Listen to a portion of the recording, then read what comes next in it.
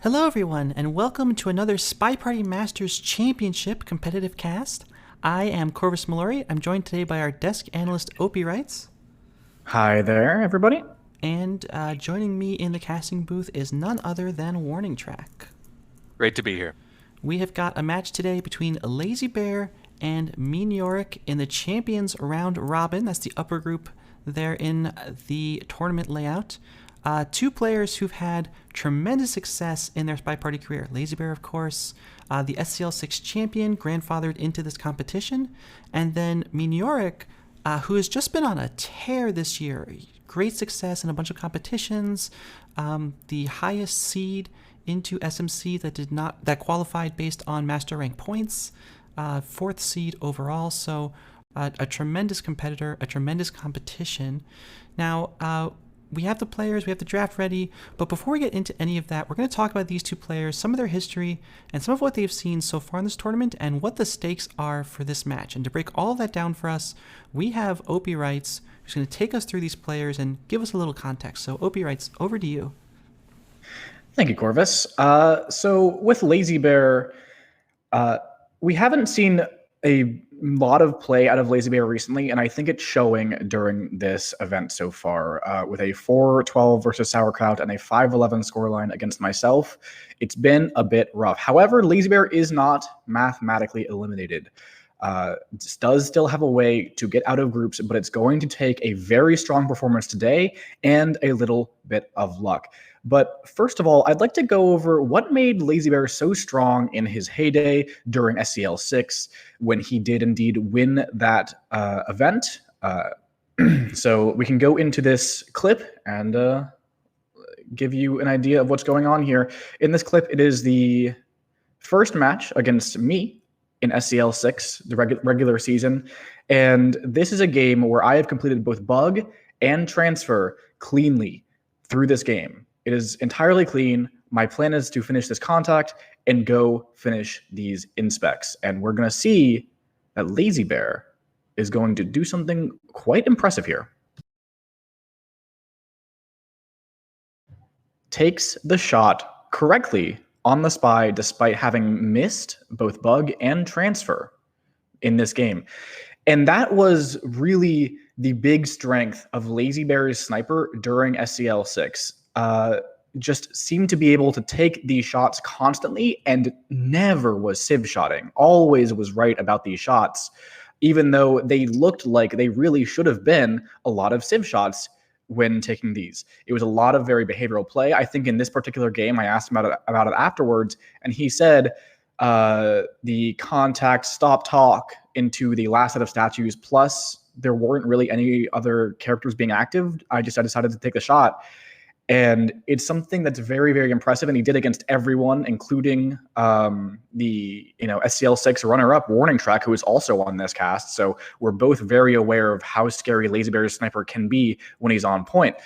However, that's not what we've been seeing so far in this event. And if we do want to see Lazybear continue on, he's going to need at least a 12-4 in this match, a 12-4 victory. So we're going to need to see that sniper being back in SCL6 form and a historically amazing spy to take down Miniorek.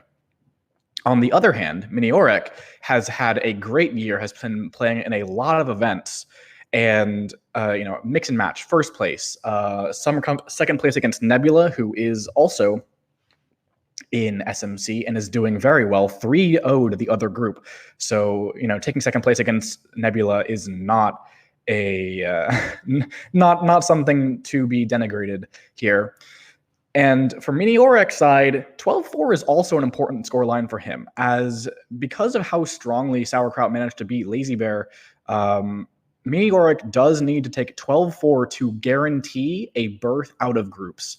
Otherwise, it's going to come down to the results of the match between myself and Sauerkraut, where he needs me to at least draw Sauerkraut, no matter what the scoreline is, if Miniorek wins today. So let's go on into this clip and see what makes Miniorek such a strong sniper.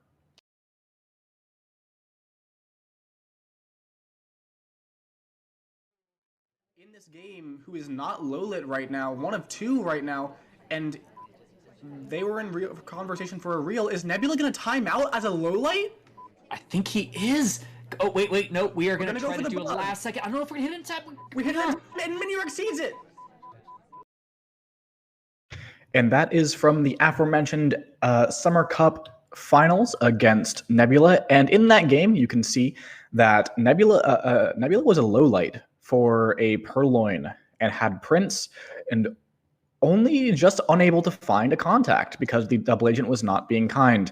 Miniorek managed to hold on one of his only non-low light characters despite them being in for an assumed real on his end, and was able to find the shot on the low-lit Nebula as they went for a crash bug at the end of that game. You know, PoNoob has been famously saying during these casts that only Nebula can shoot low lights, but that's not true. We've seen Miniorek do it before in high-stakes situations, and that patience to not shoot, for example, I believe it was General in that game, who was one of the only non-low lights. It's something that's been boosting his sniper for a while. It is also potentially a weakness, however. We've seen Miniorek get punished for patience in the past, especially if the spy can get one little thing by him that, you know, just goes under the radar, and suddenly that patience is going to turn into a spy win. And historically, Lazybear has been very, very good at doing that. But of course, I still think that Miniorek does have the edge in this matchup. All right, well, those are the players. Now we're going to take a look at the draft that we'll be seeing today. Remember, this is a best of 16. So we're going to be seeing all 16 games during the group stage for tiebreak purposes, as Opie alluded to. We have the bans onto Redwoods and Veranda, the restricts onto Ballroom and Balcony. We have, in the order they'll be played, double Aquarium, double Tayen, and then single Modern, High Rise, Terrace, and Balcony. So this might be one of the very, very few games in which neither Gallery nor Ballroom makes an appearance, and instead we have some venues that really have not gotten a lot of love. We have Tayen, we have High Rise, we have Terrace, we have Balcony. We've seen a lot of Aquarium, and we've seen quite a bit of Modern, but some of these other venues have not made much of an impact on SMC so far. Yeah, and I got to appreciate the turnabout of someone doubling Aquarium into Lazybear. If you're Lazybear, you got to be a little worried about that. What have they got up their sleeves? Yeah, and I mean, of course, Lazybear very famously pushed some of the Aquarium tech during SCL6. Miniorek, not worried about it. And we have seen historically in SMC, no player has ever come back from a deficit at halftime. Whether in the Challengers bracket or in the group stage, it's never happened in this season. And as this is the first season, it has never happened. So both of these players should be planning to try to 3-1 their doubles. And so I suspect that Lazybear is coming into Tayen with some kind of plan for the things he wants to do against Miniorek. Yeah, I think that just speaks to the quality of competition here. Obviously, SMC by its very nature is the best of the best, and the best of the best are usually the best snipers in particular, so they lock those leads down, which leads to maybe a little less drama than we as casters might like, but the competitors don't care so much about that. I am really glad that you mentioned the Shark Walk tech from Lazybear, because that happened to Opie, which I have to point out after he pointed out that Lazybear defeated me in the SCL6 finals. So we are even, my friend. I'm sorry, Track. It's okay. Like I said, we're even. I am interested in this singled balcony at the very end by Lazybear. Fascinating pick. Obviously, Miniorek restricted it, but you don't really see many balcony singles. I typically see, tend to think that balcony is more of a doubled pick for players who think they are slightly on the back foot. But single can be very, very swingy, but maybe that's what Lazybear wants here. Yeah, and with so many bans, restricts, and whatever on this kind of setup, it's not like a short SCL match, for example. You do get to the point where the end of these where you're like, yeah, I don't really have any strong feelings about what I'm going to pick for my second single in this case. So you just kind of pick whatever, maybe.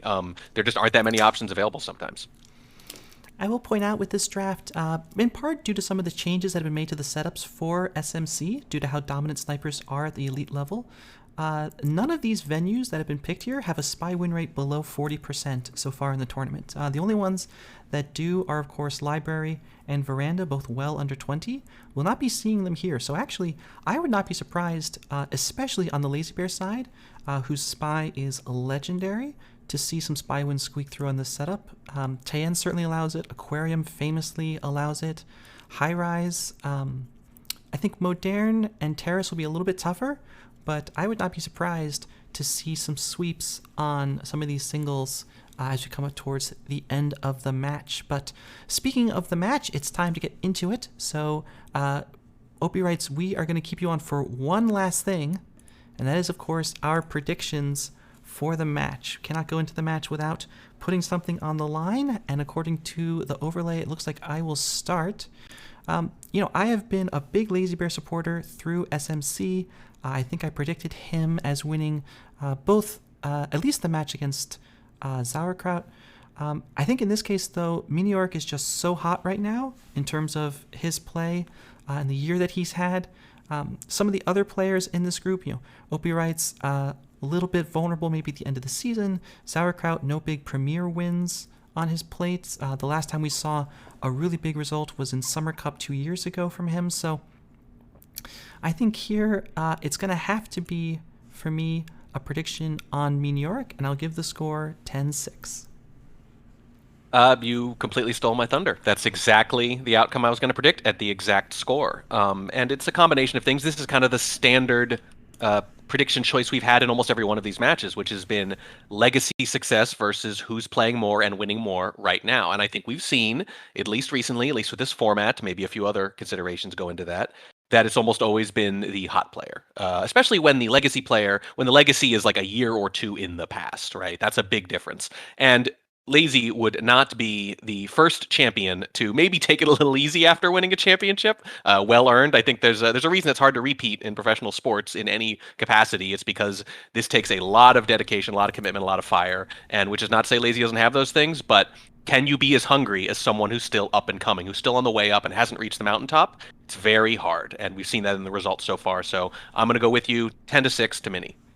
Is it a cop-out to say that you both stole my thunder, and I was going to say 10-6 to Mini? There's no thunder left. It's all gone. There's no thunder left, so I'm just going to have to switch up my prediction and say maybe Lazybear has warmed up a little bit. Ooh. We saw the couple of matches where we had Lazybear doing pretty badly, but Lazybear has SpyParty in his bones, all right? And with the warm-up, I think could pose some challenges to Miniorek. That said, I don't think it's quite enough for a victory, so I'm going to go with draw, actually. Ooh, very interesting. Okay. Well, draw, you love to see it. Of course, unfortunately, you cannot because there's no asset overlay for it. So that will just be... Opie writes there, taking a principled non-stance. Now, of course... That is not a non-stance. Now, of course, that is the predictions from your on-air talent, but we also have predictions from all of you. At the beginning of SMC, there was a prediction sheet that people were able to fill out. And let's go ahead and take a look at some of those community predictions from that sheet. And those predictions are 20% gave the win to Lazy. And this is ranking in the group, so not technically the result of this match, but ranking in the group. 20% ranked Lazy over Mini. 80% of predictors ranked Mini on top. So looks like there's a consensus here, but consensus are made to be broken. And it's time to finally turn over to the match and see if we can make it happen. Opie writes, thank you so much. We'll catch you back here at halftime. But now, Track, we're going into this game, and Miniorek is going to be starting off on the spy side of Aquarium, where this is all going to start coming down. So let me just ask you, are you ready to go? I am. All right. Well then, as I get Aquarium loaded up here, as a reminder, 4 games on Aquarium, 4 games on our other double, which will of course be Taeyen, and then over to halftime. Let's get into the first game in 3, 2, 1, playing it. Before too much happens in this game, I do want to pose the question, what would have happened if those predictions had happened in the opposite order? Would Opie have said 10-6, and would one of us abandoned our prediction just to avoid being too predictable? Who knows? Miniorek joins with their seduction target at bar. The seduction target is Kane. That's just a white test, 34% to get started, and there's a little bit of a bar rush here. So the question is this just for the seduction, or are we going to try to purloin as well? Probably not, I would think, and there's a highlight accordingly. It might be a twin highlight because the other people at bar not getting the standard bar highlights, which is what I assumed when I first saw it. Yeah, Miniorek just taking kind of a slow start here. We've burned some time off the clock. We do pick up the delegate, so we have that option in hand. We're going to try to trace down our seduction target. Very far flirt from our seduction target. There might have been space, actually.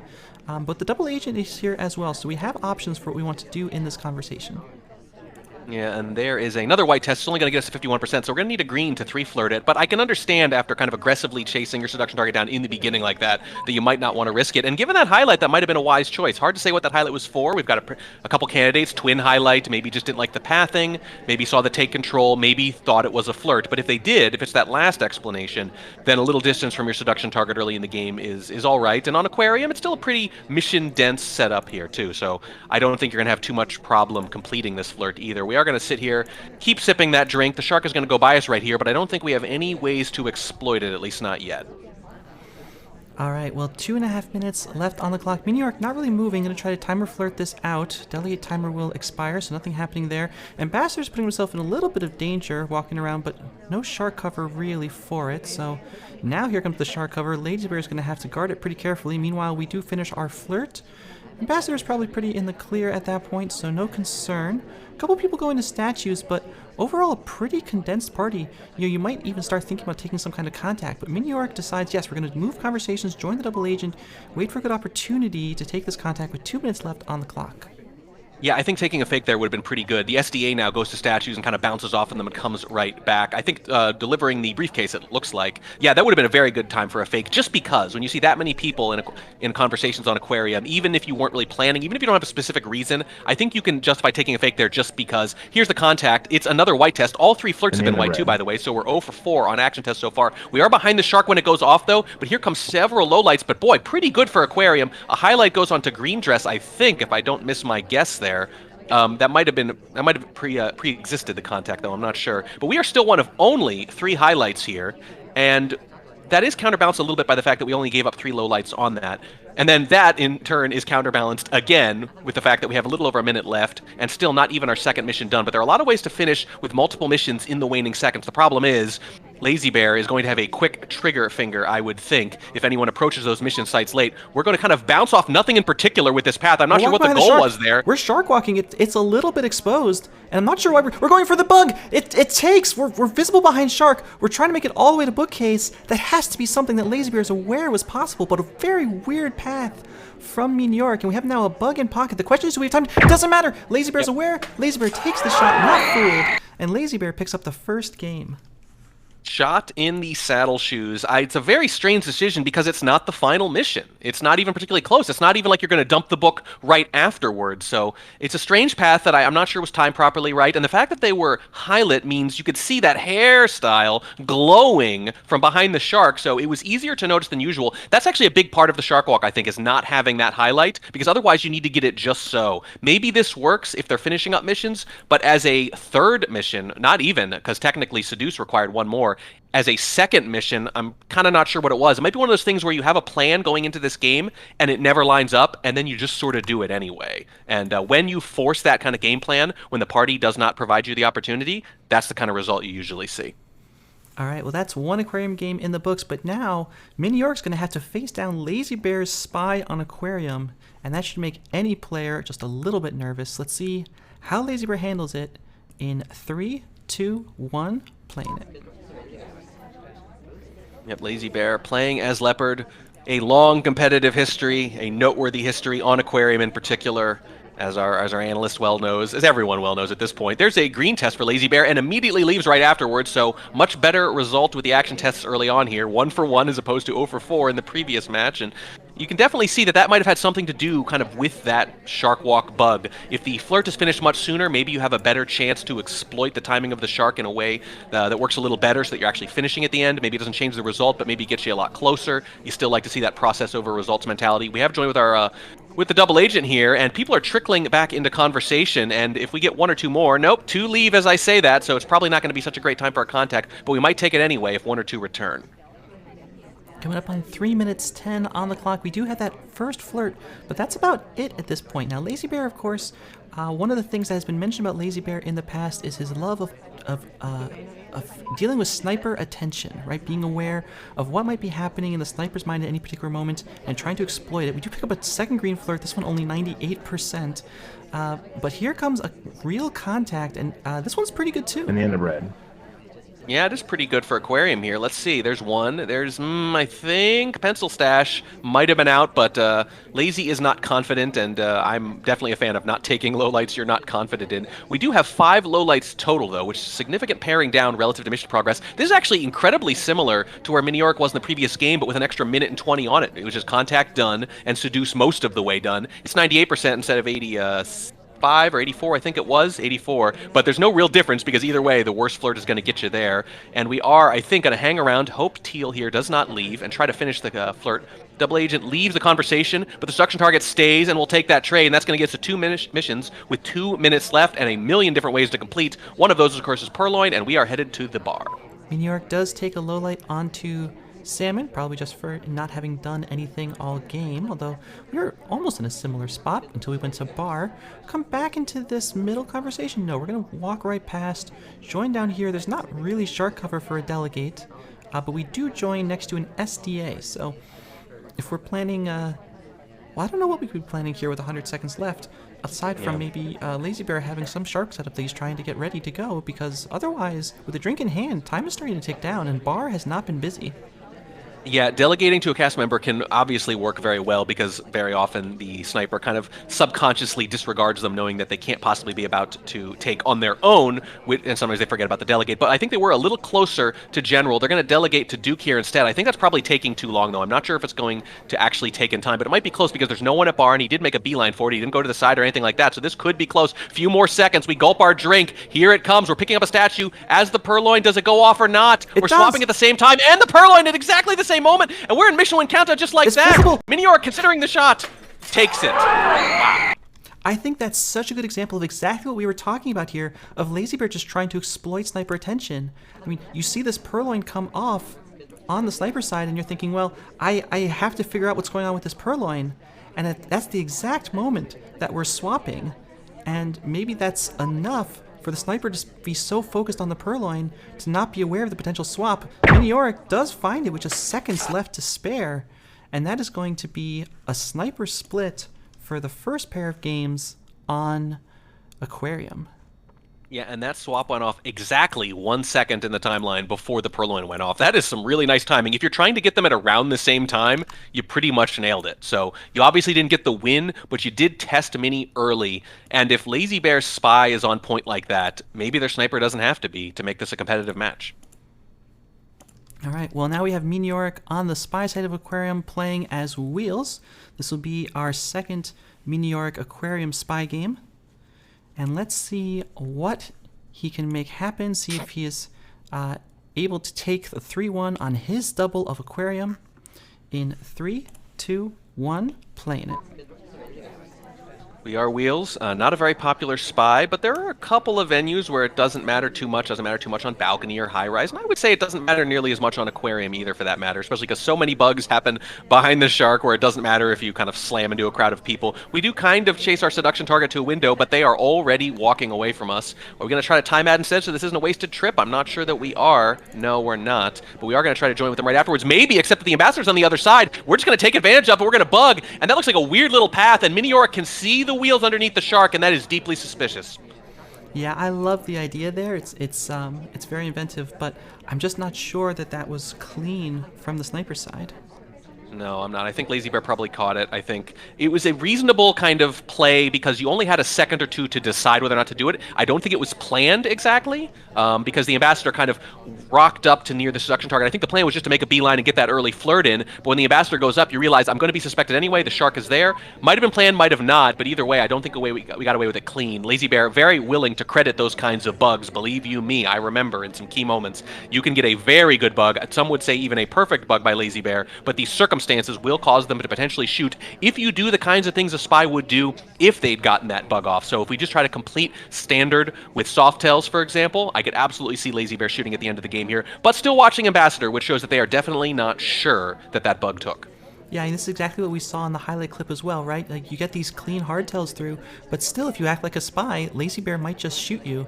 And Aquarium is a place where, like, if you want to do statues, you have to go to 2 sets of statues. There's no center inspects. If you want to be flirting, like, you have to stay in a conversation for a long time. it's not so easy to complete here, even with that bug in pocket, especially since we have 0 other mission progress. Now here comes the delegate onto Alice. So now it's all going to be up to this to see what happens with this Purloin. Miniorek trying Lazybear's strategy against him. I'm not sure if this is going to take, as Toby is offering someone far away from Alice. It's going to be close. Yeah, we're going to take it right after the ambassador, as a matter of fact. We are going to give our potential purloiner a fingerprint in the sniper's mind. There's something to be said for that. Here comes the take. This is going to be very, very close, and it does take indeed with 1:45 left on the clock. Oh, the lowlights. Lazybear does not think that took from our delegate, and now trying to pare down the party. Miniorek is in a commanding position to just flirt contact this out. We could be 2 action tests away from Miniorek taking a spy game on Aquarium against Lazybear. This is the second component of It's our red! Oh no! Can we actually see it? The hand flies up twice, but this is the only scenario, Aquarium, low light, where you might actually get away with that. Incidental laser movement happens to be over the spy. I don't think that's intentional, though. More low lights, but here's the thing. Not seeing that red from the lights you have left might cause you to realize that you were over-aggressive with the low lights for bar. This might cause you to question yourself. That's the big question. But we do have 3 people highlight now, and if they do anything at all, like one of them is behind a shark with under a minute left at statues, and Lazybear, Miniorek, Lazybear, I had it right the first time, has not shot yet, though. If they haven't shot Orange Shari yet, they might actually wait this out, which means Miniorek is going to have to finish. They're going to chase their seduction target to windows, just like the beginning of the game, except this time they get there in time. Can they hit the green to get it there? To mission win countdown, they do! They do to flirt when they absolutely need it, and as a low light, that's almost certainly going to be our first spy win. What a finish here, and the shot's going to come off actually onto Alice at the end, the final seconds. It doesn't matter, and Miniorek comes away with this with a very late Purloin that results in a low light into a win. That was 2 minutes 10 for the Purloin. I guess it's not that late actually, 1:45. And maybe we would just missed it bar. So this is well, maybe, but I think it might be what you implied at the time, which was that maybe they just thought it couldn't have taken in time. So this is the part that nobody talks about enough, frankly, with bar highlights. You think, oh, if they're using bar highlights, they're going to have it very narrowed down, and it's going to be easy for you to get caught, and you need to not be seen there at all. That can be the case, but it depends on how aggressive the sniper is. If they have that clock on their head and they say, okay, I feel like it's been about a minute since that person went to bar, I'm going to decay that highlight rather, even into a low light, but at least to a neutral light. That can be absolutely devastating if your clock is even a few seconds off when spies are good enough to thread the needle and get it in just under that deadline. Bar highlights will absolutely save you and can help you play safe as a sniper and pare things down if you don't want to watch Purloin that closely, unless you are not also safe about when you assume the timer has run out. If you're not safe about that and the spy exploits it like they just did, the entire game plan can fall apart, which is what we just saw. All right, well now Lazybear needs a spy win to hold a 2-2 on Miniorek's double, and it's going to be happening as Rocker again. If I have the right game here. So let's check out the play in 3, 2, 1, playing it. Boy, that's just a big win for Mini, and this is the thing I always think of. There's a part of me that admires when snipers take a lot of lowlights that aren't hard lowlights, but there's another part of me that kind of wants to say, you know, you're taking a chance, and you kind of want to see it punished every now and then if it's too aggressive, and in this case, that's absolutely what we saw. But I think it maybe is just trying to kind of time those bar lights, but you have to do it too, right? You can't leave those highlights on for the rest of the game. It's just a question of what's your comfort level? How long do you have to wait? If you know it's been 2 minutes, that's fine, but in the meantime, you have a lot of glowing people walking around the party in addition to the shark. So here's Inspecs early on. We did get that flirt at the window, just like Mini did in the previous game. This one's just a white test, though, 26%. And that's definitely a difference we've seen so far. We've seen a number of white tests here in the early going. These flirts are taking longer than are necessary, perhaps, and it's led to maybe some rush bugs and things like that later. It was Miniorek in the first game. It's Lazy here in this one. And it's very interesting to see how that early flirt ripples throughout the game, either by getting a second one quick or getting the green or white. I kind of want to see now. We're standing across from the seduction target. This one's green, but it only gets to 55%.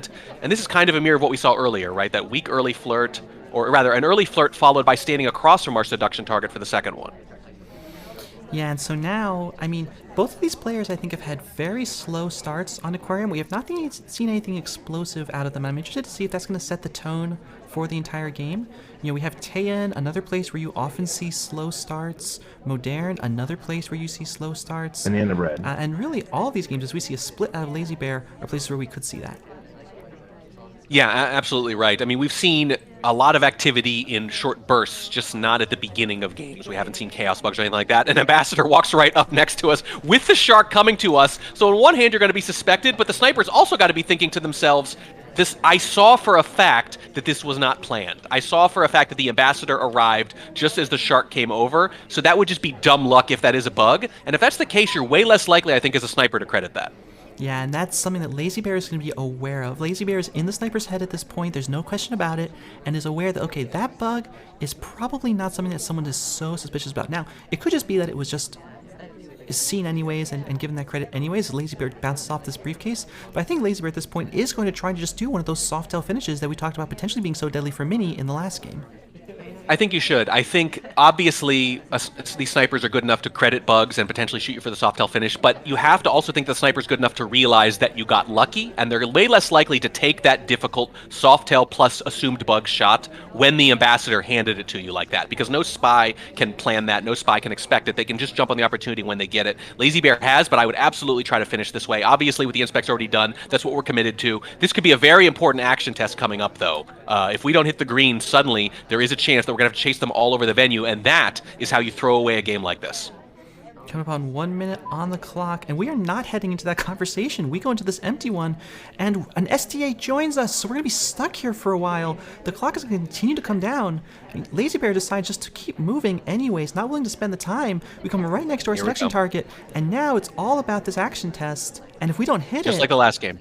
This is it. Action test for the win, just like the previous game. Are we going to hit it? No! We do not! And now that wasted time, now that suddenly matters a lot because we absolutely cannot timer float. We're going to have to leave and come back or hope our seduction target helps us. They do! The seduction target walks away. We still have to chase them, but this is much better than the options we had just a second ago. Where are they going to go, though? Are they going to go to the far side of the venue? Are they going to go to bar? They're going to go to...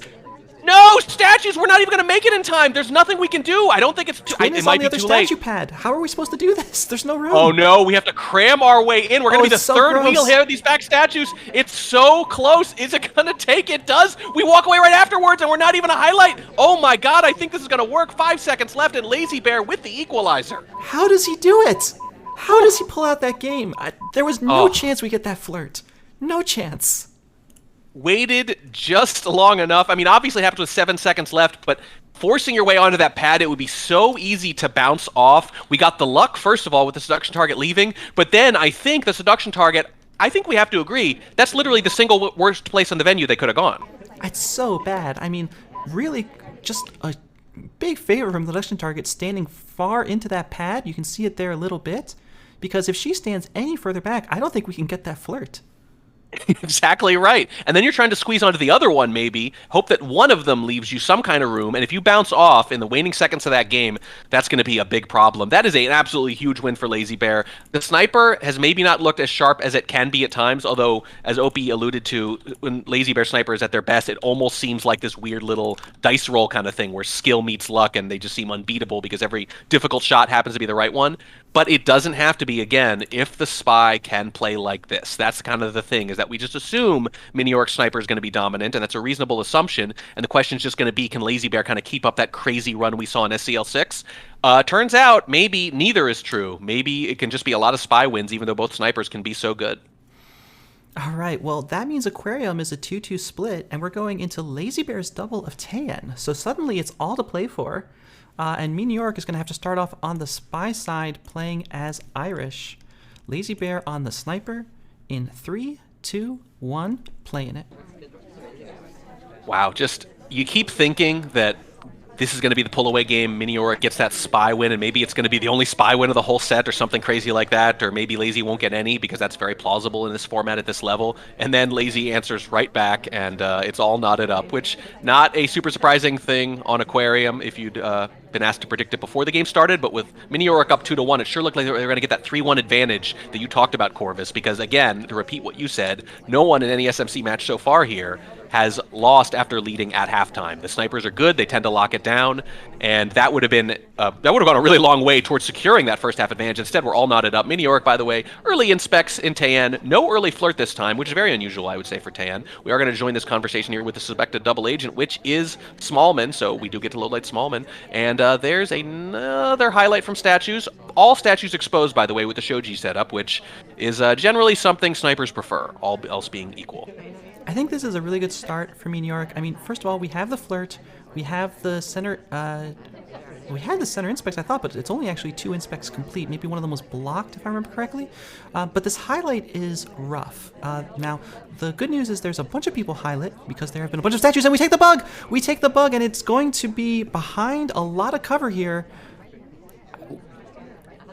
I don't know about it, though. Oh, who knows? That's a tough one to call.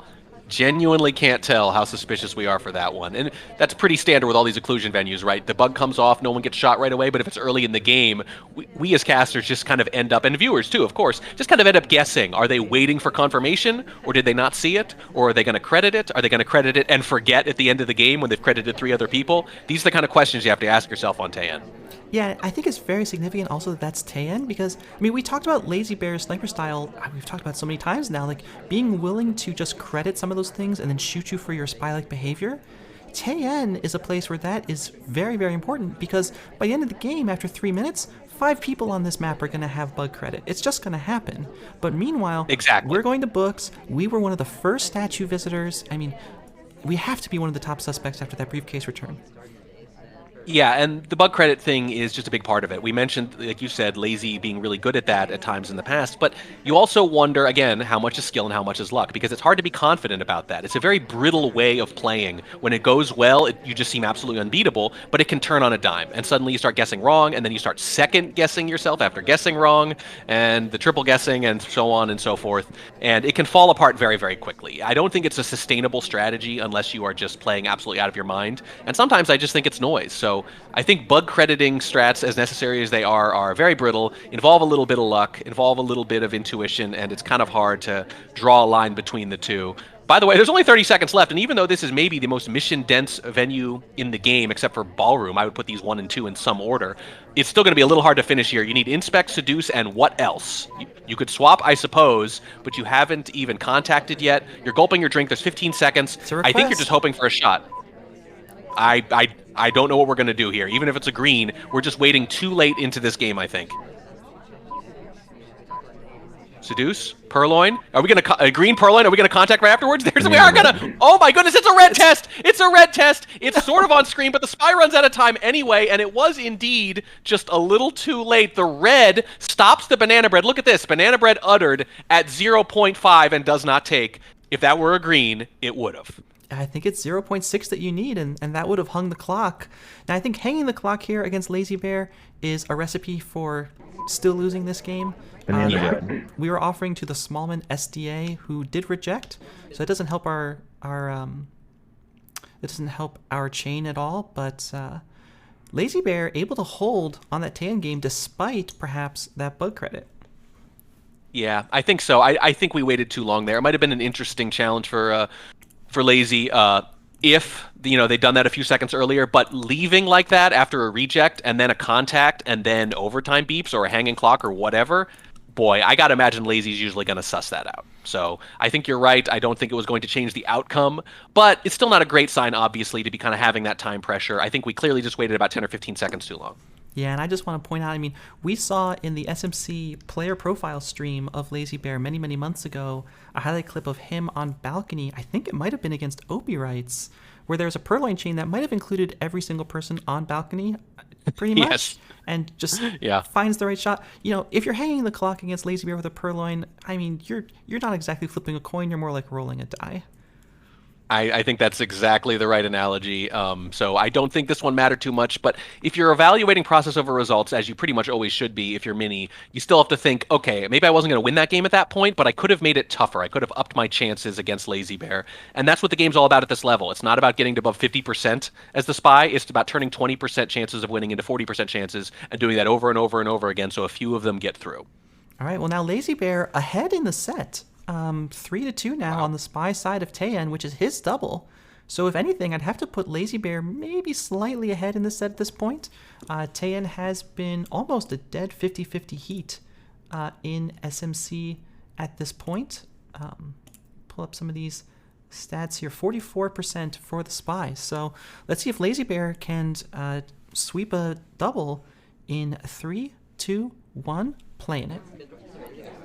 Well, the chaos of a draw after 16, as Opie predicted, looking a little more plausible now that we see the way Lazy's playing here. Although it's more, I think, a little bit about Mini. Like, they've had a couple spy games that have looked really good and just could not quite finish them in time. I think with a little more urgency on the spy side, we could actually be looking at a bit of a blowout already with Lazybear's sniper just getting cracked left and right. But it hasn't quite happened, and that's the thing, you know. To Lazybear's credit, you do have to play really, really well, and we're used to seeing Mini play that well, but just a little off on some of these. So very, very close. Very, very close. But Lazy Spy keeping them in the match regardless. Speaking of Lazy Spy, early white flirt, 34%. I don't really worry about flirt pacing too much on Tan for the reason I mentioned earlier, that mission density, but we do have, like, I think a pretty good contact to take care if we want it. The double agent's in there with us. 2 people out right now. I think if one more gets back in without any others leaving, we're going to take it. Let's see here. One of them is already low light. Yeah, especially if it's Smallman. Instead, we say no, Smallman's out. We probably don't know that Pencil Stash is a low light as well, so it looks worse than it is from the spy's perspective. Instead, we're going to hang around, take the flirt, get up to 85%. The green test makes up a little bit for the earlier white, so it's going to be an easy 3 flirt at some point. A little over 2 minutes left. The double agent joins again after leaving. One more person in conversation I think is going to do it. Is it going to be Smallman? Smallman's going to join in the back, and Boots leaves at the same time. You've got to take this. I mean, it's a little lopsided to one conversation, but we're in the packed one. I think you take it. You take the lowlights. There are 2 of them. There's the contact. Who splits? Twin and Sick both split out of that conversation. No lowlits being rewarded by Miniorek for the splits, which I think at this level is more or less what you expect. The banana split meta has kind of come back and forth both directions. I think in the last 2 years or so, everyone was doing it, then nobody did it because you get high lit for it, and now people do it a little bit more again, and just kind of usually stay neutral lit for it. You're not usually going to be rewarded at this level, but now the highlight for the conversation activities, we come back to this conversation and our ST even leaves, so that conversation switch didn't do us any favors. Now we'll be offered this drink, but 1.5 minutes on the clock for Lazybear to find some kind of plan.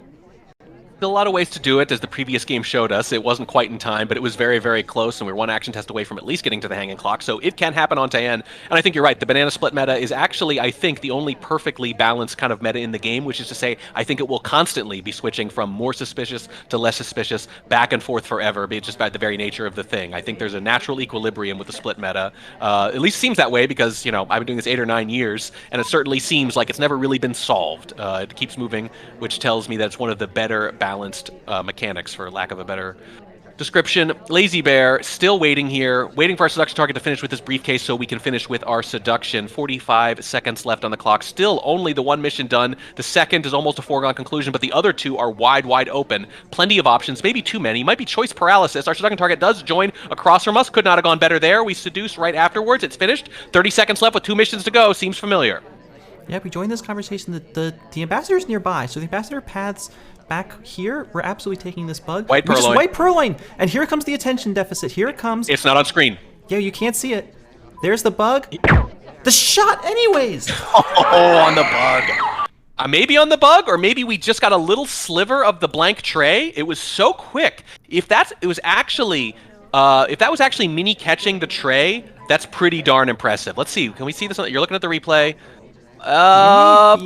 It sure seems like it. It sure seems like they suspect it. I wonder, though, if maybe it was more, hey, ooh, there's right there. I think you found the frame there. That might have been it. That little frame might have been what Mini saw. It also might be, I didn't see it, and if I haven't seen it within 5 or 6 seconds, I have to shoot anyway, because I have a suspect here who's taken a drink late in the game with their back to the sniper. So I don't know if that was just I have to take the difficult shot, or if they actually spotted that little sliver of visible tray. Either way, it's pretty impressive.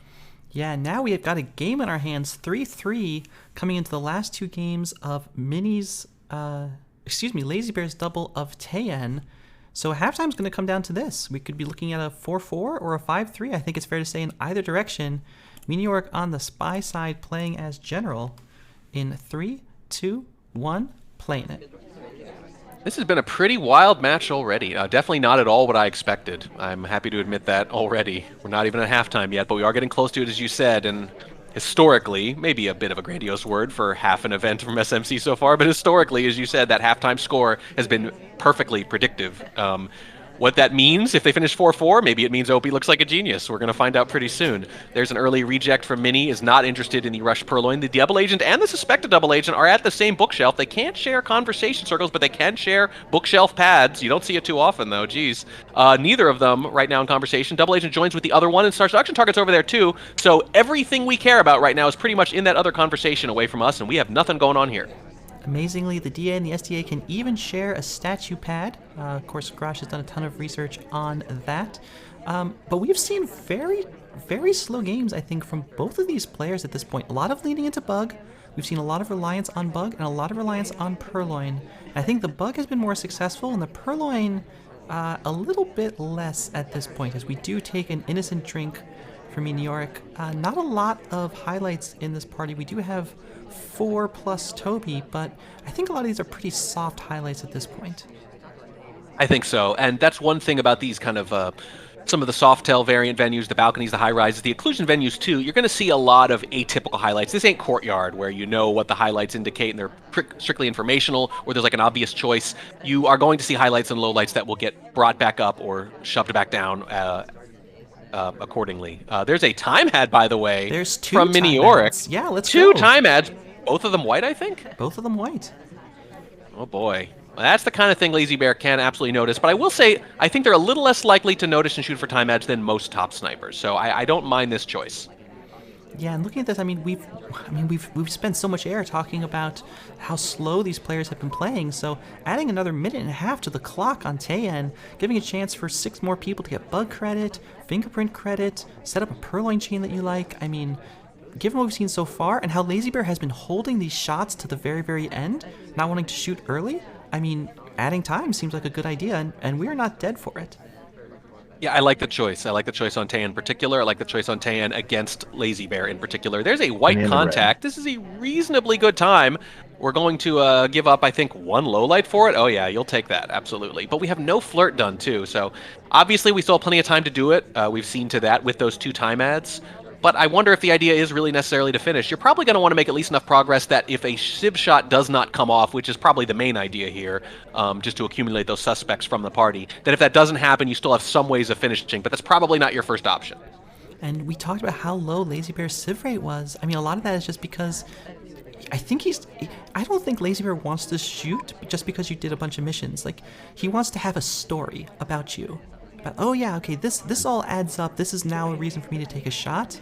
And it's hard to get that with AIs, because they don't have a story like that. That's right. They don't care about storytelling at all. They have no sense of narrative, no sense of progression, no leveling up, no nothing. They do not care. We take the for our bug and the needs. shot There's a immediately. bug attempt. Oh man, it's failed too. Didn't even take. Don't get the bug. Do get the bullet. That is rough. I'm not sure how we were going to finish there anyway.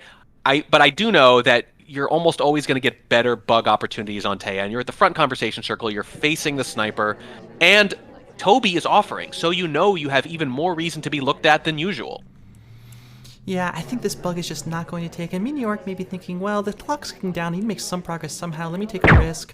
We saw this bug actually work fairly successfully on Gallery out in front in a bunch of SMC games, but that's not this, and that means that that is going to be a win for Lazybear's sniper, and Lazybear still up in the set, still a chance of taking this 5-3 into halftime. Yeah, absolutely. It's going to either be a tie or Lazybear's actually going to go in the lead, and that is a pretty great outcome for Lazybear so far. These games have been incredibly marginal, though. It's so easy to change the numbers dramatically with very few changes to the individual games themselves. But that's the kind of thing you see at this level sometimes, is that the results are so marginal and the scores could go either way based on tiny little things. But Miniorek really needs a couple of those tiny little things to start going their way.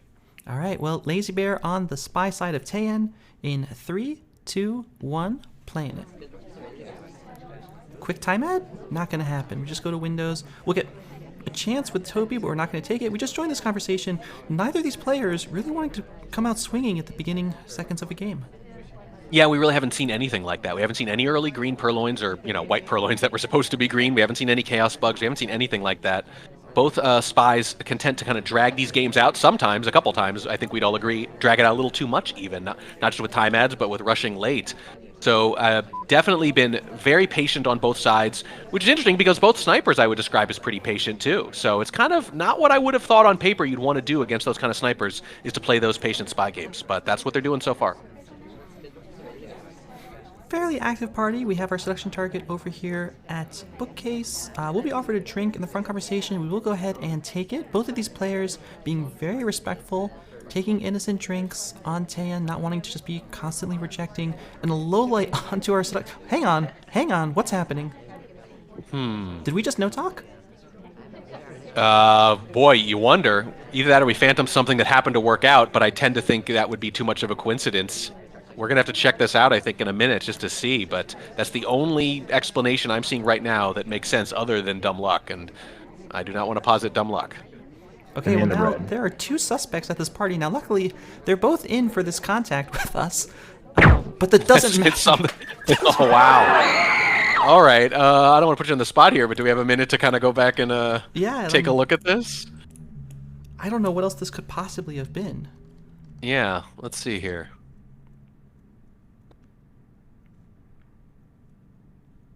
See, when do those lowlights start?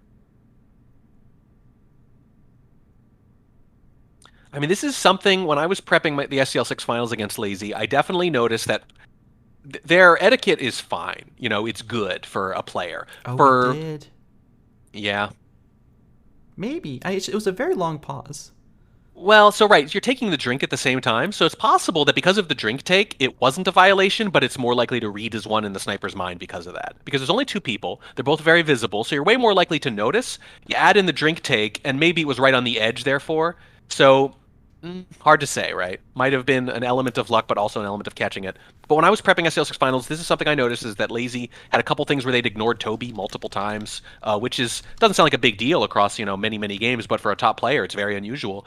So there are a couple things like this where Lazy can be a little vulnerable relative to how good and accomplished they are, right? Obviously still very good for a player in general. So doesn't surprise me entirely to see Miniorek maybe notice one of those things and take advantage of it, and hey, secure that draw heading into the break. Yeah, well, this is halftime now, so we see a 4-4 scoreline coming out of this. So I guess Opie writes, tell us a little bit about what we saw in the first part of this match.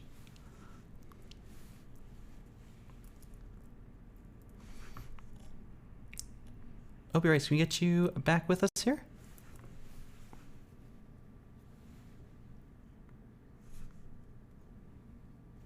All right, as we give Opie a chance to get back onto the desk, just a quick reminder about the format. So that's a 4-4. Now, remember we said at the beginning, Lazybear is not mathematically eliminated here. Still has a chance to advance to groups, but a win is not going to be enough. So Lazybear is still going to be looking for every possible point coming out of this.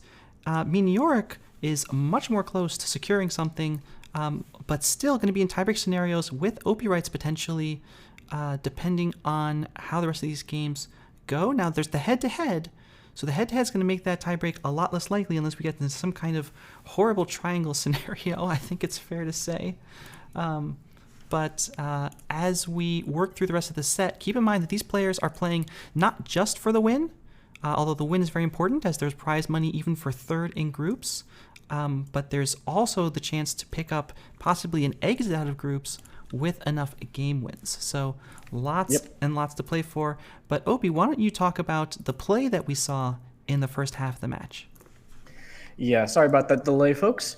It's very, very interesting because we have seen Lazybear coming out a lot hotter than I think a lot of people expected, especially after the first two matches that he played. And I think that Miniorek really needs to understand what is going to get past Lazybear's sniper, because we saw him do it once on Aquarium, and that's going to be our highlight game here. If we head on into that, we have Miniorek as wheels here, and we're going to see a very, very nicely played bug. It's clearly a setup bug and somewhat opportunistic as well, as the Ambassador does come in here. And you'll see that Miniorek actually does an unusual path here, but noses behind the shark, and Lazybear is not sure about the timing of that path, because the only way you can really credit that bug is to understand the timing of that path and how long wheels would take to get to that spot normally if he had not bugged. So it was a very nice, very well set up play. I think, and a bit cheesy as well. That's a lot of what we've seen out of Miniorek Spy when he's playing, very, very well, is a bit of cheese, and that's something that's going to perform overly well, I think, against Lazybear Sniper in particular right now than just regular old games, because we did see Lazybear manage to hold on Taeyan very impressively, and we've just seen Lazybear shoot the Spy for being spy-like and for seeing things. So I think going forward, Miniorek does want to start to put more stock into those kind of cheese plays where it can be found. Of course, all of the venues going forward are going to have a bit more open open floor plans, rather, a little bit easier for the sniper to see things. But I would love to see some kind of cheese in that sense. And Lazybear, on the other hand, I want to talk less about the play that we need to see and more about this is effectively SMC point for Lazybear already. As mentioned before the match started, Lazybear needs to win at least 12-4 to have a chance of advancing into the bracket stage. So Lazybear has the very seemingly impossible job of taking all 8 games on the back half of this set just to get a chance. Miniorek, on the other hand, is in less of a dire spot, but also has a 12-4 break point that we mentioned at the start. If he manages to take all 8 games in the back half of this set, that's going to be an automatic qualification through into bracket stage. So both these players want to win everything from here on out. It's not likely, but it is something to keep in mind. And it's very, very fun that neither player has really been able to break away quite yet. I think this is a lot closer than many people expected it to be. And even my original prediction was 10-6 to Miniorek, but now I'm feeling better and better about my 8-8 prediction. And I hope you're right. Just to give us a little sense here, I mean, we talked about Miniorek winning means that he has a great chance to advance, even with a draw in your match versus Sauerkraut. What happens in terms of the standings if Miniorek and Lazybear come out of here with an 8-8 draw? That is going to give Sauerkraut a pretty big advantage, because that would mean that Lazybear eliminated from contention, and Miniorek would be at 1-1-1 if this draw happens. Sauerkraut currently is at 1-1 himself, so a draw would not guarantee Miniorek out of groups. Let me take a look really quickly at the point totals here. So if Miniorek comes out of this with a draw, it's going to be 24 games, whereas if Sauerkraut draws, it's actually going to be 26 game wins, which means Sauerkraut would actually, no, it'd be a one-on-one tiebreak. So Miniorek would actually tiebreak. So if they draw, it's about the same as if Miniorek wins here. Apologies, I mixed up my tiebreak orders. But yeah, so I think Miniorek, the only thing that matters is really getting all 8 games. A win or draw otherwise is going to be fairly the same. The only difference would be if I lose to Sauerkraut. The more wins Miniorek has in this victory, the smaller the margin is that I need to lose by. All right. Well, you love to hear that, so we'll be cheering on both of these players. Hopefully they both get 12 points by the end of the match, and all those scenarios can come true.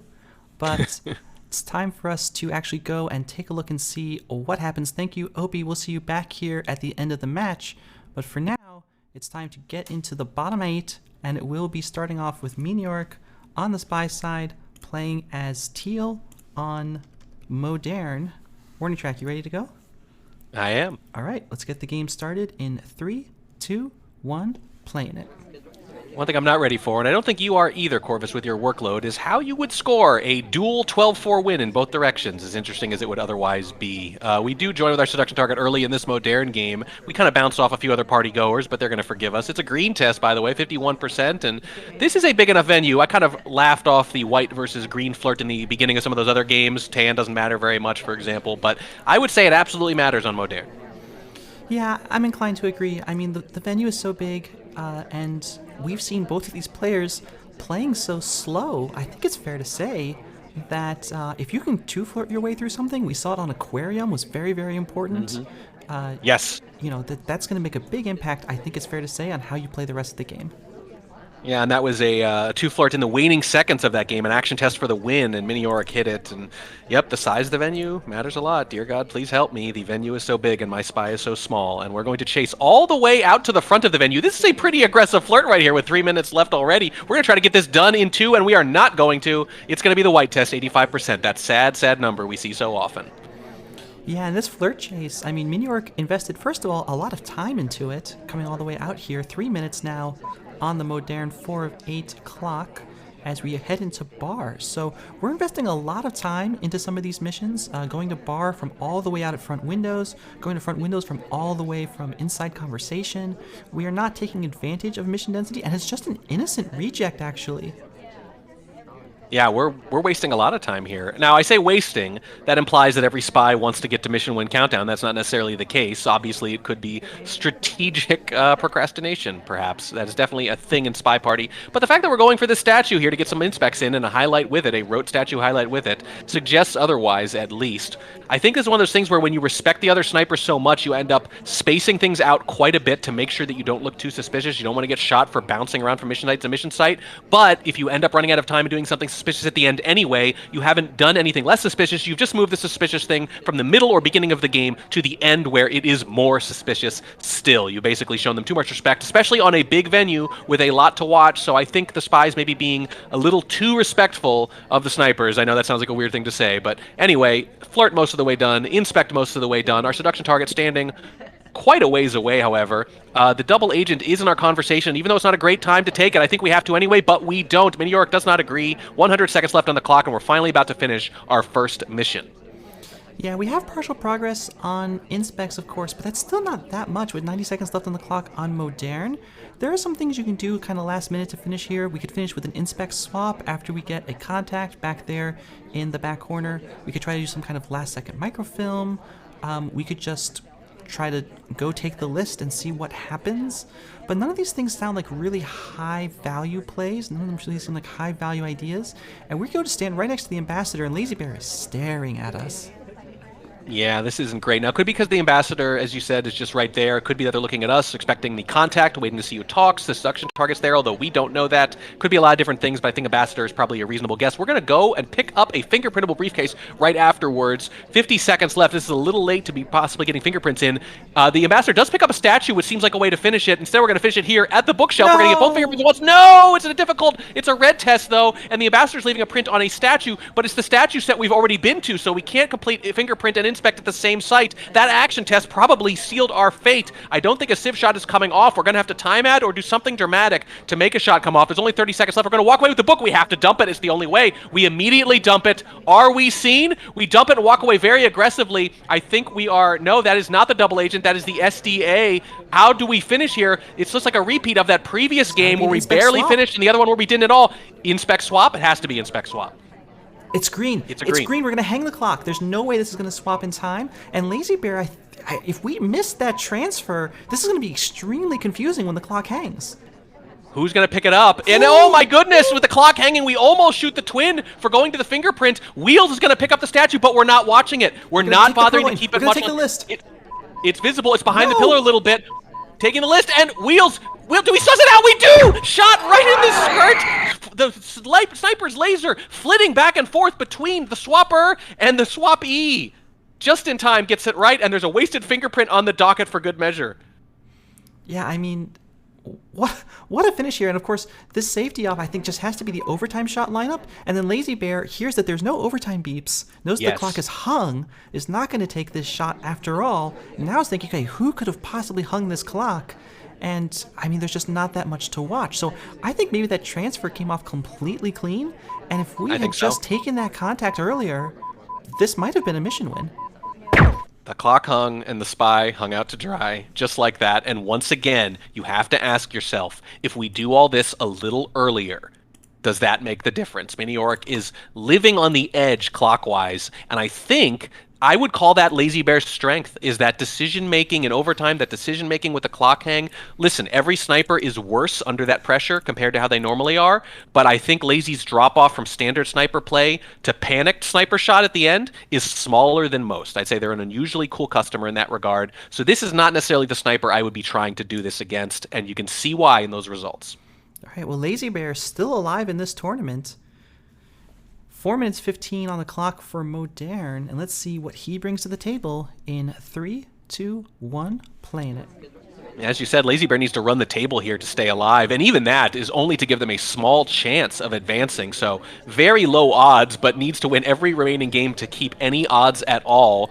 I would say pretty unlikely, but not out yet, and we've seen some pretty crazy things by people who were almost eliminated in any number of events, our analysts here included. So we're going to keep an eye on this, but one more win from Miniorek will seal Lazybear's fate, even though, you have to admit, even if they don't advance, winning against Miniorek here would be a bit of a statement. It would be, okay, I took a couple games off, I'm working my way back, but I'm back into playing shape. And I will also say, in some of the earlier matches that we saw in this tournament, it has not been that unusual to see players that are sort of equally matched in the first half, and someone just run away with 5 games in a row in the second half. Whether it's the match length, or it's the single versus double format, or fatigue, or nerves, or whatever the case is. So I think the first half of these results is not necessarily, especially since it was a draw, and neither player had to go into halftime thinking, okay, I'm behind. You know, there's so much that can happen here. Now, the thing that's not going to happen is a lot of mission progress. Lazybear standing here with 1 flirt and more than a minute burned off the clock as we take in the party for sure, but these snipers have not really shown any indication that they are likely to sip shot. No, not really at all. When they have, it's just been, you have to shoot someone at the end of the game. They have not shot unnecessarily or early. There haven't been any free spy wins like that where they just phantom something or fixate on someone. Neither sniper prone to do that, and that makes, these kind of plans of like waiting it out and drawing it out, it just feels like they're doing it against the wrong opponents. They're 2 of the more patient snipers in the game, to their credit. So you got to wonder if they're going to rethink that. And I'm going to say that your last explanation, match length, is the most likely explanation for why people pull away. I know SCL6 Finals, I definitely had that problem. I played much better in the first half and the second because I was so used to playing shorter matches all season. You don't get to play long matches very often until you get into the finals of some of these events, or an event like this where all of them are the length of the finals. There's a fake contact, by the way, but only a few lowlights coming off. I think the match length is a really underrated part of this. I think that stamina and game planning at 2 different levels for the first half and then the counterpunch half, basically, when everyone's reacting to the first half. I think it's an underrated skill that we don't talk about enough and that doesn't get tested as often as you'd think for a lot of these players. Yeah, and next week, as we go into the Champions bracket, it will become best of 20. So it's only going to get harder from here as Lazybear picks up a second flirt. That's now partial progress on 2 missions with 100 seconds left. And we're standing here with the double agent. The contact's not bad, actually. Lazybear might want to take this as our conversation dissolves. You still might want to take this, though, with 1.5 minutes on the clock. Yeah, the option kind of disintegrated in front of you, but you're just not going to necessarily have a great contact on Modern anyway, so it might still be good enough. I don't know. Depends on how desperate the spy is. I'd say with no missions done and just a little over a minute left on the clock, though, we should be pretty desperate. That threshold has got to go down very quickly. Yeah, but Lazybear not showing any indication of distress. Instead, pretty comfortable with what's going on, it looks like. I don't know if we're staring someone down with the idea of a frame, but if we are, we very well may be looking at a timeout in this game, and Lazybear has 56 seconds to stay alive in this tournament. Yeah, could be about to be eliminated. Again, so unlikely, but there's something different about being literally eliminated as to just likely eliminated. Our second target does join with us. That's a little bit of luck. That is going to complete that first mission, but with 40 seconds left, there are only so many ways to finish. There's a context of green, and now we can inspect and swap for the win. This is what we saw Miniorek attempt in the previous game, and is it going to be at the exact same statue? I think it might. No, it's going to be the one right next to it, close enough, though, but there's just not that much activity in the party.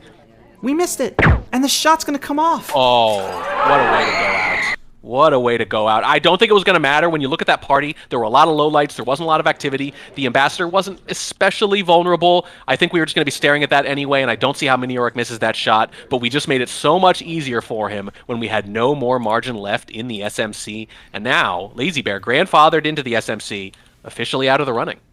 So that is Lazybear out of the running for the Champions bracket, but I will point out at this point, Lazybear is not eliminated from prize money. So third place in groups, still in the money, and Lazybear, I'm pretty sure, not eliminated from third in groups. I'm not 100% sure. It might be. We'll have to check the rules on that after the match, but let's keep going because we still have 6 more games to play. That is Modern, going to be a sniper party, the most sniper party 4 of 8 venue in SMC by a long shot so far, and this match will only contribute to that. Modern 4 of 8. may also be a dead format at this point. But we're coming into High Rise 3 of 6, playing as Salmon on Miniorek's Spy in 3, 2, 1, playing it. Yeah, tough break for Lazybear. I think was playing better as it went on, but the format is such, it's fair, but you only get a few matches, so if you start a little slow, you're done, and that's just the way it goes. Miniorek just too strong, some of the other competitors just too strong, and as we mentioned, so many of the individual games so marginal, so a fully powered and operational Lazybear would have been an interesting thing to see in the finals potentially, but it is not to be. On the other hand, Miniorek still can be. As you mentioned, prize money too. There's a very generous prize pool. You've really gone all out for it, Corvus. You guys should take a look at the prize pool if you haven't. It is substantial, easily the biggest in the game's history. So there's still a lot to play for there, and of course just the pride of it too, which is, let's be honest, the reason most of us play SpyParty more than any material advantage. Yeah, well, we will pick up this briefcase next to our seduction target. We're not going to pick up the flirt, as I don't think we're actually on this pad. But we do get the print and 17% flirt. We'll go return it. Miniorek, I don't think is going to be trying any bug here. We are super exposed, and yeah, no, nothing will come off. But that's a print done. And on High Rise, that can be very impactful. By the way, Track, I'm just going to mention, Inspect Statues is turned off. Yeah, all statues turned off, which is, there's one thing to be said for that, which is that sometimes it makes the sniper forget about prints on statues. That's one of the most obvious advantages. It also gives the spy somewhere that they can go that is totally innocent, which is an unusual thing to do. KCM used to talk about that a lot. He liked having missions off in such a way when he had to turn them off, so that he had places where he could do something like window pads, like painting pads, where there was just nothing to do. So it would be very aggressively and noticeably the spy doing nothing, which matters on high rise like this. Absolutely it does. Minute 51 on the clock. We're going to take this pug. No, Miniorek thinks better of it, despite the laser being all the way on the left side. Still easily visible if you're zoomed out. We'll join conversation with our seduction target and the double agent. These conversations, though, very empty for high rise. So no contact will be coming off, but a flirt does. And this one's green, so that's a big help. But we really need people into these conversations. We really need to take this contact. Yeah, you can usually get a good one if you wait around a little bit, but we've already waited around a bit, and it hasn't really happened yet. Maybe a couple early ones we didn't take that now we're feeling the pressure of. We are, I think, offered a drink, but we don't take it, and that's kind of a choice now at this point. We are running out of options to kind of pick the best spot to do things, and that's something we've seen throughout this match for both players, but Miniorek a little bit more, and you would hate to see it again, having to rush all these things late in the game and making things too easy for a patient Lazybear. There's a print about to be left on bookcase. We do take the contact, so that could be our path to success. If we can get this last flirt, then run over to green and pick up the fingerprint, assuming that book go back. There it is. That's flirt done. So now we have a pretty credible path to finishing this game. And it looks like Miniorek might not be wasting any time. Doesn't want any chance of this print being smudged. Yeah, we're going straight in for it. Yeah, we're behind the screen there. That's a little something. It's more suspicious if microfilm is viable. We are going to get the print. We are going to be mission countdown. There's 30 seconds. I don't see Lazybear thinking about this shot right now. No one has the timing that good in their head. If they haven't swooped over by 3 seconds, it's over. And it is indeed over. Miniorek with the big spy win that has come so close to happening so many times in this match, but hasn't for quite a while now. That's a big one. That's a big one. And this is the first time Miniorek has been ahead in this match. Wow, that's crazy to say. It doesn't feel like that, does it? It feels like kind of out to that kind of early lead. We see a spy win, of course, and we think of it differently because spy wins, sniper wins land different. So sometimes it feels like someone's ahead when they're literally not. But this time is for real, and it's at a late point in the match that's going to be a little tricky to come back from. Yeah, Miniorek would love to get a win here. Love to have that record going into Champions Bracket potentially. But Lazybear not going to make it easy. We've seen Lazybear still play from behind in all of his SMC matches when required. So let's see if he can make something happen here playing as Duke in 3, 2, 1, playing it. And before we saw statues turned off, now statues are on. Yeah, all of them. Fingerprint off, which makes plenty of sense. You just don't see eyes completed very often, and it's hard to get away with, although I say that after Miniorek just did. We are offered a drink while we're flirting, 29%. Microfilm off, that's pretty standard on the other hand, but that's usually the choice. Is it swap? Is it microfilm? Is it fingerprint? We've talked before, though, about how Purloin went from almost never being on in the setup to almost always being on. It was usually the victim, too, at 3.5 instead of 3.6, which we saw more often, but the community, like you said, it has settled on trying to maximize spy wins as snipers get better and better, and 3.6 an obvious move there, and it seems, I don't want to say balanced exactly, but probably the most balanced that this venue can be. Yeah, 3 of 6, popularized by the Lotus Cup, I think has been pretty big success. We've seen 3-5, 3-6. We've even seen 4-8 high-rise. All great setups. 3-6 for SMC. As we are at 29% floor, we pull the trigger to get up to 58 on another white test. So we'll need a green from Lazy to finish this off. We haven't seen too many of those. Switch conference. No, excuse me. We're going to go over to blue books. And this is an innocent mission site. As you talked about before, it's not statues, but now there is nothing, again, nothing that you can do at bookcase. Yeah, and there's value to that. There's a value to being able to very noticeably say to the sniper, I am definitely wasting time here. On high-rise, you can afford to waste time, and on high-rise, snipers are more likely to try to take those lowlights because the party's more manageable. So those almost seem like opposites, like those two things should not be true simultaneously, but I think they are. We have joined with our seduction target, which is Smallman, and we finished the seduction target with Smallman, and that's a nice thing to have with almost 2 minutes left on the clock. We only have the one mission done, but it's the most lengthy one, so we have a lot of ways to complete here. This is a good position for Lazybear. Yeah, I mean, very often, Miniorek will be described as a pretty pure camper, but we've seen Miniorek taking plenty of lowlights, actually. And it's a green swap pending at this statue pair. We're going to pick up the inspect as well, and now it's all going to turn on this. The rotation from Miniorek to take a look, statue goes down, but now, I mean, this is what's going to happen. How much is Miniorek going to guard this statue?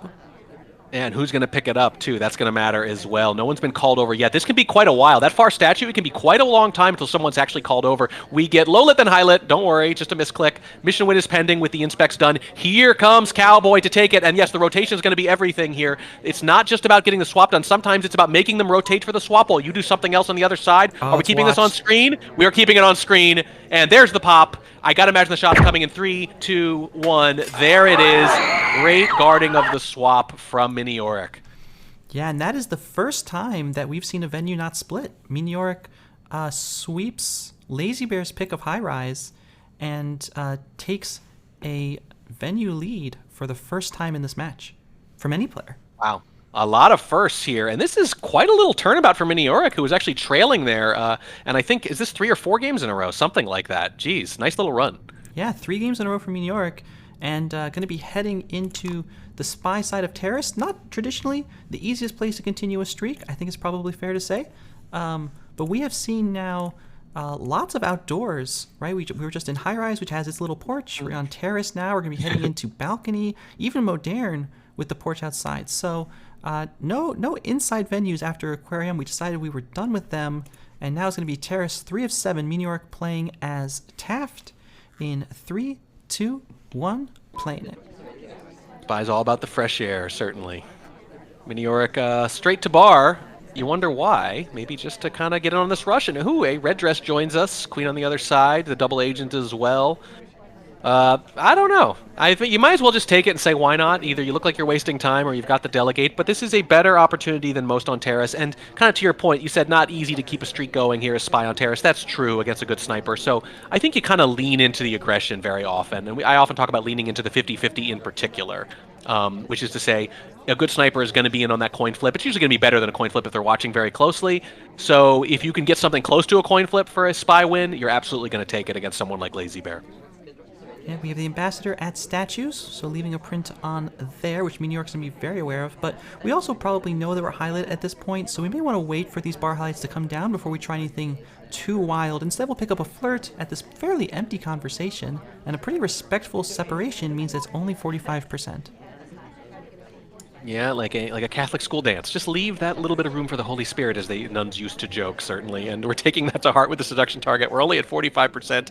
And that thing you mentioned about the bar highlights in particular, we saw that happen once before. We think, at least, our best guess is that the low light was specifically from thinking the bar highlight had decayed properly. You might want to try to thread the needle again and make that happen. It's going to be a little harder on Terrace, especially when we interrupt, I think, our seduction targets talk to delegate to them. That's going to be very close, and I think we're going to have to wait for this take in front of us. There's the expiration. That's what we were trying to do, and we do get bumped down right afterwards. This time, the timing in the sniper's head is dead on.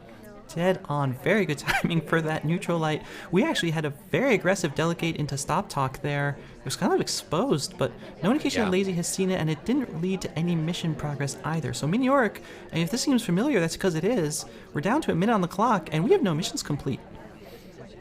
Yeah, and I guess that's okay on Terrace. You know, you kind of maybe bet it all in that delegate, and you figure I don't have a very good chance of winning anyway, and I feel pretty comfortable winning my side of this, and just kind of trading wins down for a narrow victory. Maybe not how I'd planned it. There's a green flirt, by the way, but it only gets us to 94%, so that wasn't going to finish anyway. 40 seconds left. We might just barely get the last flirt in, but that's only going to be our first mission if we do get it. Never mind, it's going to be our second because there's the contact, but it's only the first one. I don't think we've done a fake or anything. Usually you get a fake on Terrace because the sniper knows who the double agent is, unlike all the other venues. So usually you're going to get 2, but I think at this point late in the game, you're probably just going to try to flirt or bug or something like that. It's going to be a pretty low percentage play here for Miniorek, and probably Lazybear pulling to within 1. Yeah, you say you just win things out, but our next venue is Balcony, so, I mean, anything can happen here, really. If Miniorek doesn't win this, there's every chance that it's going to a draw or even a Lazybear win. And it looks like we're headed for a timeout.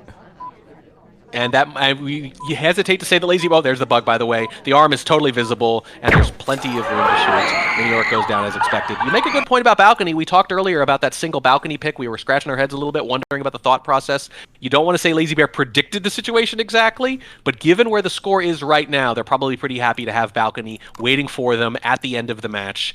And if they can actually pull out a spy win here, things get very, very interesting. In which case, maybe that flips and you don't like Balcony. I don't know. But if they lose this spy game, which is the most likely outcome on paper, just based on the aggregate stats and the tendencies of the players, that Balcony thing could be a saving grace. All right, well, we're coming into our final Terrace game, game number 14 of this set. Players have been playing now well over an hour. So let's see what Lazybear brings to the table in a 3, 2, 1, playing it. And if Miniorek secures this shot, which again, fairly likely for a sniper on this level, they will guarantee at least a draw. Really fun pathing there from Lazybear, trying to get through that conversation to our seduction target. We pick up a green flirt at statues. That's actually a really nice play. We've seen now 2 statue flirts in this game. Not a thing you get to see that often. Ambassador leaves a print over at one of those left statues, and Lazybear, after idling in that conversation, we try to find a selection target. She's not going to make that easy for us. It goes back to the conversation that we just had to idle out of, but not a bad start, I think, from Lazybear. Wow. Yeah, interesting, certainly. The green flirt, I want to say it doesn't help a ton here unless you're going to actually rush into it. We are sort of in front of the Ambassador here, but this is just too visible. Even with the occlusion from the Ambassador, I just don't think it's going to work. And the Ambassador agrees and is going to walk away. And we do get that second flirt, but it is a white test yet again. The timing on that talk from Lazybear made me extremely nervous. It looked like a kind of talk you would do to try to hide the bug lean, but it's clear enough to Miniorek that no bug took place, despite us talking just as the Ambassador starts to leave. That's 85% flirt. We don't hit the 2 greens. And, okay, Lazybear, a little bit more measured pace now, halfway through this game, with 100 seconds coming up on the clock. Yeah, and it's kind of similar to the previous game. It's kind of just like, hey, I know my odds aren't great, so maybe I just wait. Maybe I try something aggressive. You could make an argument either way, but for Lazybear, this is actually a pretty important game. You know, having to win both balcony games, that can work against you. You like the swinginess, of course, but needing both is certainly a rough position to be in. The seduce is done, though. A little over a minute left, and this is becoming kind of the standard Terrace situation for spies. It's not quite as standard as the kind of courtyard meta that we always talk about and joke about, but I would say it's getting pretty darn close. That was almost exactly a 45-second flirt. The thing that makes me nervous about that is the talk that happened right as the Ambassador left. If that was noticed and the time checked, we bug on our way out of this contact, and is the shot going to come off from Miniorek? It looks like he's thinking about it. No, it's a low light instead. It's a highlight. It's a low light. It doesn't matter. It's not a shot. And we go for the red swap BM at the end, and Lazybear comes out of a banana split. We talked about this meta with a sweep of Terrace 3 of 7 in SMC. And it's tied just like that. What a win for Lazybear. Basically nothing going on that game, and we just take our one shot. It's high. It's high risk, high reward. That's really good, though. That is really good, seeing that on replay. Obviously, you've got to suspect it. It's just not the kind of thing you want to shoot for, because unless you're zoomed in on it, I just don't know how confident you're going to be. So I'm all for betting the whole game on one move on Terrace. That's pretty much what it comes down to against a good sniper. Just a little surprised it worked. Well done. And that means now Lazybear has brought this back to a 7-7 against Miniorek. And Miniorek has just had to come off of a sniper loss on Terrace 3 of 7 to a Disney bug. And I'm not saying it wasn't a good bug, because it was a good bug, but it is the kind of thing, like, if you're sniper, you look back at that replay, you're starting to kick yourself a little bit, probably thinking, oh my goodness, I gave up match point on sniper side of terrace, and now you have to play 2 balcony games to try to determine who wins this set. So I think it's still anybody's game. Yeah, absolutely. Well, when you go into balcony tide, you have to say that, absolutely. And I think you're right. It's not whether you win or not, you are subjecting yourself to some emotional turmoil that you absolutely did not have to, and that takes its toll, certainly. So Miniorek not happy to have to play this out for the win, potentially, and hey, maybe the loss, maybe the tie. But that if they do not win this match, they are absolutely going to look back at that bug and think, boy, really should have shot. All right, well, Miniorek on the spy side of balcony playing as Duke in 3, 2, 1, playing it. This is obviously pretty much already the best SMC match we've seen so far, I would say. I'm going to give it second best behind Rob Nebula, which was just an absolute banger, but it's really good. And look at this highlight already for that early talk. Lazybear, Lazybear is a menace on balcony, and he is showing it. Well, this is where the action tests really come in quite a bit. There's a contact, by the way. Was that at the end of the talk, too? Was that a green during the end of the talk? That's amazing. Well, I'm not sure if that's the kind of thing that's going to get noticed or not. That's the thing. You'd hate to see it not rewarded because that's a gutsy move. That's that kind of all-or-nothing move that I was talking about. But Miniorek's been hitting the ATs pretty well, so I can see that being something you would do, something you'd be worth risking to try to win it here. But I don't think they got any credit for it, which is heartbreaking if true. Very interesting. Alice was being offered the tray during that contact, and she did manage to take a drink shortly after it, and that's the kind of thing where Lazybear might be thinking, okay, what was the timing on that take like? Is that something I can lowlight for? It looks like he doesn't think so, but it was definitely noticed and observed as we get our next talk, but it's not a flirt. It's not a flirt, and I don't know if that's helpful or not. If you talk again right after a flirt you got highlight for early on, fair enough. The sniper might notice that and credit you. Hey, I know this is a meaningless talk for sure. But if they're not positive, it just increases suspicion. So as always, not only do you have to think about what could be, but what the sniper is going to notice anyway, not just what's actually happening. Because sometimes something you think is making you less suspicious is actually making you more because the sniper's just on a different page. That is what happens all the time, especially on balcony. 30 seconds left, one more flirt to go. This is going to be cutting it pretty close. Look at these highlights. There are several. But if we talk, oh, there's a talk from Ponytail. And flashing on her, but not taking the shot. That's the crucial thing. That hold right here could win them the game and maybe the match. There it is, and they have to shoot now. It's later. They thought about shooting the earlier talk. This is a later one from another highlight. Are they actually not going to shoot? 2 seconds left. Oh, Miniorek gets away with the win just barely, and a BM bug attempt at the end. The bug doesn't take. I mean, the talk timing, you have to hate that, right? You go for this flirt at 14 seconds left. But Lazybear avoids shooting Alice, does not manage to shoot Miniorek, and Miniorek has captured the draw in this match. It's so crazy to me that he thought so hard you could see about shooting right there, someone's talking at 20 to 30 seconds and not shooting someone who talks at 14. I know it's not linear. It's not like the later talk is always more suspicious. But in that situation, I think anyone would say that it is in a vacuum. So when they didn't shoot, I thought, okay, that's it. We're going to have to shoot later than that. It's going to, by definition, be more suspicious. We have to take the shot. But I don't know, something about holding sometimes, it just causes you to kind of remember, oh, right, I don't have to shoot. And it makes you maybe more likely to hold on the next person. I don't know what the thought process was, but whatever it was now, Miniorek are going to guarantee at least that draw. Now sniping on balcony for an outright win against Lazybear. All right, well, let's see what happens. We got 2 minutes on the clock in Lazybear's final game of SMC, and of course it's balcony in 3, 2, 1, playing it. Boy, what a close marginal game there at the end. You could tell turning on so very little. Our seduction target is at the opposite window from us. We're going to get flirt paired with the wrong person here. That's going to be Salmon, and that's what you want. You want to get flirt paired with the wrong person. Your seduction target low lit, you don't want that so much, but now this first talk is kind of going to be free, so to speak, or at least you already have the highlight for it, depending on how you want to look at it. Our seduction target, who we're flirt paired with, gets low lit, and suddenly there are 3 low lights on balcony already. There's a green contact. Salmon is talking during it. I wonder if we're going to get bumped back up there. Smallman is still not low lit. That's good. And we have still just the one mission, though. We have not flirted yet. We're really waiting on this. Very interesting. I wonder if Lazybear is just committing to a bug and thinking, well, I don't want to talk because I don't want to make myself look more suspicious. And so I really don't want to be high lit because I want to take my bug as a neutral light. Unfortunately, we're high lit. Yeah, we're already highlight for the flirt that never was. There's the 34% in the flirt. They might be thinking, hey, I got away with a really good walking bug on terrace. Let's try the same thing on balcony, or assume they're going to shoot a sieve for a possible bug path, being very, very vigilant after missing that last one and kicking themselves. I don't know. There goes the Smallman low light. Hard to tell what these highlights and lowlights are for. We have reasonable guesses sometimes, but it's balcony. They're very fluid. There's another flirt. It's green. It gets us to 85%, and we're not going to have enough time to timer flirt here, though. Someone's going to have to leave and come back, and we are the only highlight here in the game except for the double agent. Yeah, Lazybear really unfortunate timing on our selection coming back. Of course, it's great that he came back, but we have to, okay, so we're going to leave. We take our sip out of conversation. That looks nice.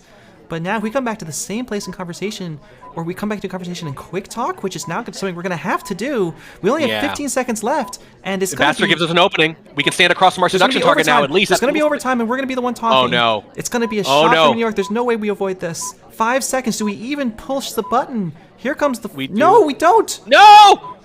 We go to Windows, and it doesn't matter. The spy runs out of time. Miniorek takes the win. Wow, what a game. And it's all down to those action tests. I mean, this first flirt, if this is green, Lazybear wins this game. Yeah. Oh, one action test for balcony? Absolutely at this level. Abso-freaking-lutely. By the way, the thing I love about this game, not to get too meta about this, how does this look to someone who doesn't play Spy Party? We're losing our minds over a couple of people walking around and talking on a balcony and something that doesn't happen at the end. That's what makes this game so great, and that's what makes it so marginal at the highest levels. And speaking of marginal, look at that score. That's as marginal as it gets. So technically, though, we kind of fought this one to a draw because Opie was one game off, and so were you and I. Yeah, you love to see it. Well, that is... So it was a draw in that sense. So, Opie, let's bring you back here. I mean, what did we see? What defined the bottom half of this match? Yeah, this was pretty impressive from Lazybear, I think. You know, despite the loss on high-rise, managing to find that win on terrace. In my view, terrace is one of the hardest venues that we have in SMC setups to find a spy win on. I know we have Veranda, I know we have Library, 5 of 8s are always going to be difficult to find spy wins on, but Terrace is uniquely difficult because there's just so few options, even with all 7 missions active like we have in this setup. And at a high level, it can be so difficult. So that bug, to bring it back, was impressive. And it does appear that Lazybear is now regretting that balcony single at the end, went into it with the potential to draw or win. And, you know, balcony singles, as I mentioned, are very, very swingy. In this case, it swung in Miniorek's favor, and Miniorek has a pretty decent odds of getting out of groups now. Yeah, and of course, that's all going to come down to our final match in this group, which will be, Opie, will be you versus Miniorek, and that will be cast live on this channel tomorrow. We actually have a whole bunch of casts coming up this weekend. We have one later today, assuming you are in most time zones. There will be a match later today. It'll be right here on this channel in 3.5 hours. We'll be back. And then tomorrow morning, again, depending where you live, we'll have another cast here. It'll be 23 hours after this one started. So they'll all be announced on Discord. Be sure to keep an eye out for them because that is going to mostly close up groups as we head into the Champions bracket. So at least 3 more casts coming up this weekend, lots of more play at the highest possible level. And of course, huge thank yous, Warning Track, for hopping on and casting with me. Thank you so much for having me. It was a great match too, which makes it even better. And Opie writes for bringing us the analysis from the desk and bringing us all the information on these players. Very, very big thanks to you. Of course. If you're still here, hopefully you are, be sure to check out the Spy Party lobby because in about 25 minutes, the pub super venue tournament will be happening. So just as soon as this stream ends, hop on over into lobby, play some pub. And then when that pub tournament ends, about an hour after that, we'll be back here with the next cast of the day. So just all Spy Party all day is what you're saying. Just give your Saturday over to this. All weekend. There will be more Super Venue Tournament tomorrow. There will be 2 more SMC casts tomorrow. But that will take us into the bracket where we'll just be having about 2 games a week. So we're only 2 weeks away from the end of SMC, if you can believe it, and crowning the first place finisher. We'll bring you all the action here on this channel as we get to it. But as I said, hop into lobby, play some pub, play in the Super Venue Tournament because that is a qualifying event for next year's SMC. So you can get a head start on it today. It's the first qualifying event of the season, so hopefully we'll see you there. But until then, thanks everyone for watching. We'll catch you back here on this channel in 3.5 hours.